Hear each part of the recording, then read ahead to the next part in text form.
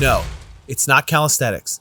I'm Mark. This is TrainAllSports. Let's go. What's up? What's up? What's up? Welcome to TrainAllSports, the channel that goes over the little things that make big differences in your overall physical abilities. I had an interesting comment recently that asked me to go over exercises that gain strength without weights. And since there are millions of videos on calisthenics and those videos have very little crossover to sports, I figured I would teach you how to gain strength without weights, but in a way that increases your athletic ability. Because honestly, I don't care if you can do a planche push-up if you're running a 4.940.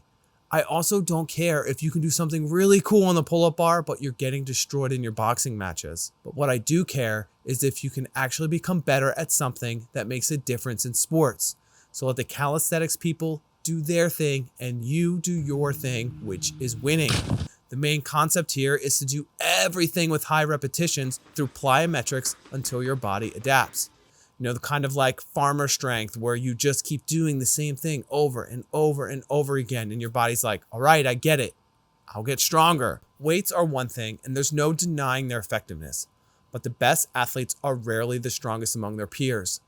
Seriously, think about the best athletes of all time in their respective sports. Sellers has Jordan.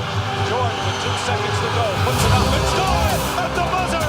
Michael Jordan has won it for Chicago. They're not showing off in the weight room. They're showing off in the field. And that's because their body functions well as a whole.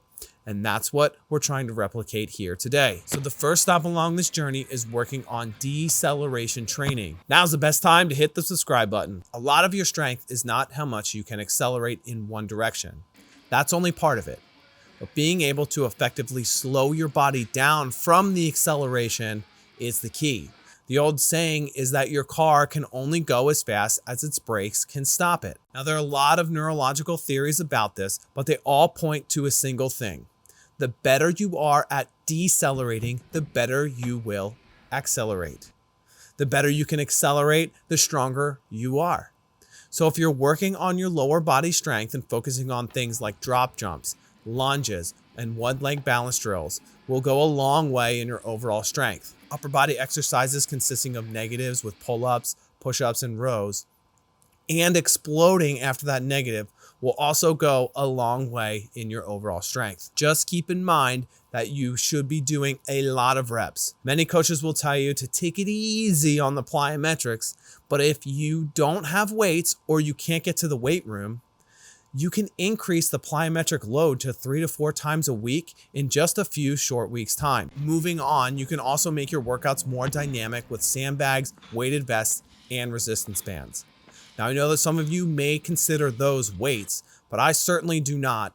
Weights are something you put on a bar or a machine and do a very limited dimensional exercise.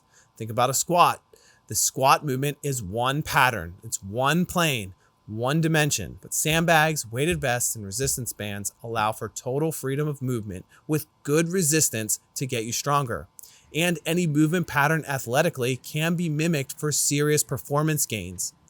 But when you add those with plyometrics, with both accelerating and deceleration training, you will notice a huge strength gain. Just keep in mind that you want to get an insane amount of reps to get that strength response. I'm sorry, I must apologize. I couldn't do this video without another bonus tip, so here it is. You can also gain a lot of strength without weights by increasing your range of motion through static stretching, isometrics, and soft tissue work.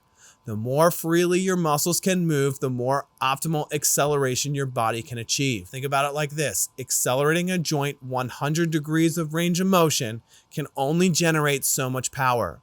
But if you instead accelerate over 120 degrees, you have given yourself 20% more range to develop speed.